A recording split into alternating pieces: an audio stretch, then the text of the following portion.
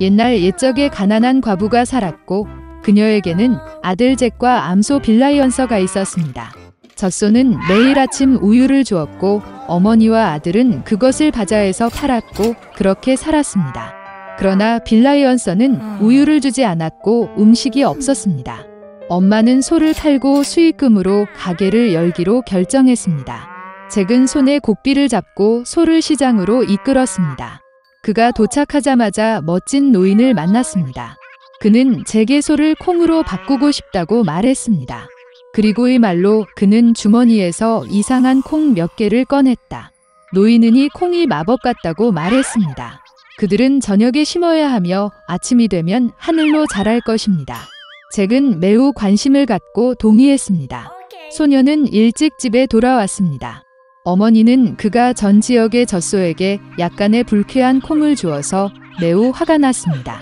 그러나 잭은 노인의 말을 기억하고 할 일이 없다고 결정하고 마당에 콩을 심었습니다. 그는 다락방으로 올라가 슬프고 잠이 들었습니다. 아침에 잭은 일어나 마당에 있는 커다란 나무 같은 것을 보았습니다. 그리고 이것은 그의 콩이 싹이 트고 거대한 줄기가 하늘로 자랄 때까지 계속 위로 자랐습니다. 잭은 줄기 위로 뛰어올라 사다리처럼 올라갔습니다. 그는 마침내 하늘에 도달할 때까지 오르고 올라갔다. 그곳에서 그는 그를 거대한 성으로 이끄는 길고 넓은 길을 보았습니다. 잭은 문으로 가서 노크했습니다. 문이 열리고 키가 큰 여자가 문지방에 섰습니다. 두려움의 말을 더듬은 소녀는 아침 식사를 위해 무언가를 요청했습니다. 거인은 그를 들여보냈지만 그는 식인종이기 때문에 남편의 눈을 잡지 말라고 경고했습니다. 그녀는 잭을 부엌으로 데려갔습니다. 그러나 그가 아침 식사의 절반을 먹을 시간을 갖기 전에 갑자기 집 전체가 누군가의 계단에서 흔들렸다. 소녀는 당황하지 않고 즉시 용광로에 뛰어들었습니다.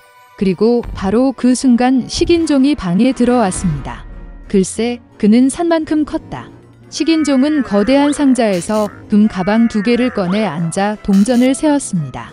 그는 세고 마침내 고개를 끄덕이고 코를 골기 시작했습니다. 그런 다음 잭은 천천히 오븐에서 나와 식인종을 지나서 금을 한 봉지 집어들고 콩줄기로 달려갔습니다. 그는 자루를 내려놓고 줄기를 아래로 내려가 마침내 자신의 집에 도착했습니다. 잭은 자신에게 일어난 모든 일을 어머니에게 말하고 금 가방을 건네주었습니다. 그들은 가방에 있는 돈으로 살기 시작했습니다. 그러나 결국 자루는 비어 있었고 잭은 콩나무 꼭대기에서 한 번 더 행운을 시험하기로 결정했습니다. 어느 좋은 아침 그는 일찍 일어나 콩나무에 올랐다. 식인의 아내는 거대한 성의 문턱에 섰다. 그녀는 남편이 마지막으로 금 가방을 잃어버렸기 때문에 그를 들여보내지 않겠다고 말했습니다. 하지만 똑같이 그녀는 불쌍한 소년을 불쌍히 여겼고 그를 성 안으로 들여보냈습니다. 갑자기 거인의 발소리가 들렸고 잭은 다시 용광로에 숨었습니다. 식인종이 들어가서 아내에게 황금알을 낳는 암탉을 가져오라고 했습니다. 거인이 가져왔고 5억 원은 닭에게 낳으라고 명령했고 그녀는 황금알을 낳았습니다. 기뻐하는 거인은 고개를 끄덕이고 코를 골기 시작했습니다. 그런 다음 잭은 오븐에서 나와 황금 닭을 잡고 콩나무로 달려갔습니다. 소녀는 집으로 돌아왔습니다. 그는 그의 어머니에게 멋진 닭을 보여주었고 그들은 황금알을 팔기 시작했습니다. 그러나 곧 이것이 충분하지 않다는 것이 잭에게 보였다. 그리고 그는 다시 콩줄기 꼭대기에서 그의 운을 시험하기로 결정했습니다. 이번에는 소년이 창문을 통해 성 안으로 들어갔다. 그는 구리 가마솥에 뛰어들어 숨었습니다. 식인종과 그의 아내가 방에 들어갔다. 거인은 소년의 냄새를 맡았고 그들은 서둘러 오븐에서 그를 찾았다. 그러나 그는 거기에 없었습니다. 구석구석 수색했지만 구리 가마솥을 들여다 볼 생각은 없었습니다. 수색이 절실한 오우건은 아내에게 황금 하프를 가져다가 탁자 위에 올려놓으라고 명령했습니다. 식인종은 그녀의 아름다운 소리에 코를 골았다. 그런 다음 잭은 가마솥에서 조용히 나와 황금 하프를 잡고 문으로 달려갔습니다.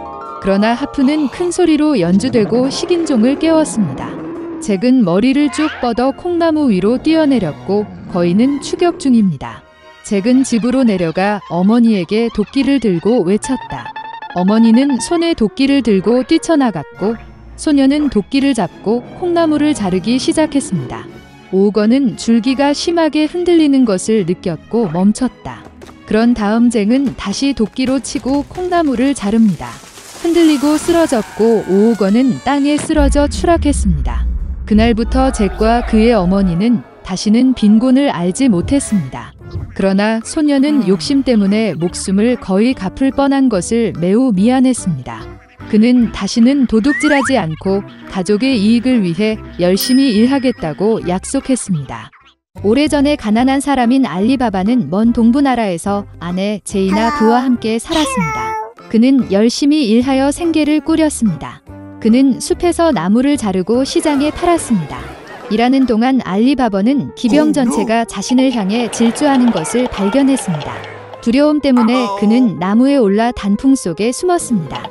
기수들은 나무 아래에서 멈추고 말해서 금으로 가득 찬 자루를 제거했습니다. 외눈박이 하산 족장이 이끄는 정확히 40명이었다. 알리바바는 즉시 그들이 먹이와 함께 돌아온 강도들이라고 추측했습니다. 알리바바가 공포에 떨고 있는 동안 족장은 근처의 바위에 다가가 주문을 속삭였습니다. 갑자기 풀로 자란 눈에 띄지 않는 철문이 바위에서 열렸습니다. 강도들은 동굴에 들어가서 훔친 금을 모두 숨겼고 빈 가방을 가지고 숲으로 돌아왔습니다. 강도가 없는지 확인한 후 알리바바는 나무에서 내려왔습니다. 그는 비밀의 문으로 가서 족장에게서 들은 주문을 속삭였다. 문이 열렸다. 알리바바는 금, 은, 값비싼 천과 다이아몬드로 가득 찬 거대한 동굴을 보았습니다. 알리바바는 주위를 둘러보더니 주머니 2개를 움켜잡고 당나귀 위에 싣고 집으로 달려갔습니다. 아내에게 돌아온 알리바바는 그녀에게 금 자루를 보여주었습니다. 그에 기뻐하면서 그들은 동전을 세기 시작했습니다. 그러나 동전이 너무 많았기 때문에 부부는 성공하지 못했습니다. 돈은 특별한 컵으로 측정해야 했지만 가난한 알리바바에게는 없었습니다. 그런 다음 진업은 알리바바의 부자인 카심에게서 컵을 받기로 결정했습니다. 카심 자신은 호기심에 불타버렸습니다. 그는 거지 알리바바가 금을 위해 계량컵이 필요한 이유를 이해할 수 없었습니다. 따라서 그는 배우자가 정확히 무엇을 측정할지 알아내기 위해 그릇 바닥에 꿀을 묻혔습니다. 알리바바가 그릇을 돌려보냈을 때 카심은 금화가 바닥에 꿀에 달라붙는 것을 발견했습니다. 그는 알리바바가 자신에게 불을 숨기고 있다는 것을 깨달았습니다. 그런 다음 카심은 그의 형제에게 와서 알리바바가 모든 진실을 말하지 않으면 왕에게 알리겠다고 위협했습니다.